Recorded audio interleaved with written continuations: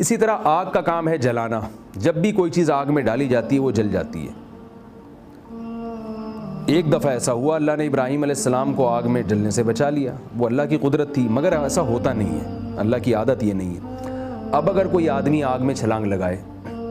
اور کہے کہ جیسے اللہ نے ابراہیم علیہ السلام کو بچایا تھا تو میں بھی بچ جاؤں گا، لہذا میں چھلانگ لگا رہا ہوں، تو ظاہر ہے جل کے مرے گا اور اس کو خودکشی کا گناہ ملے گا، کیونکہ آگ ایک ایسا سبب ہے جس پر جلنا یقینی ہے، تو جلنا ایک اثر ہوا جو آگ پر مرتب ہوتا ہے۔ تو یہ اسباب کی پہلی قسم ہے کہ جب کوئی سبب پایا جائے گا تو اس پر نتیجہ لازمی مرتب ہوگا، تو اس میں اسباب اختیار کرنا لازمی ہے، اور اگر نقصان پہنچانے والی کوئی چیز ہے تو اس سے بچنے کی فکر کرنا بھی فرض ہے۔ جیسے آگ، حدیث میں آتا ہے کہ رات کو آگ گھر میں نہ جلنے دو، کیونکہ اس میں خطرہ ہوتا ہے کہ کہیں آگ لگ گئی۔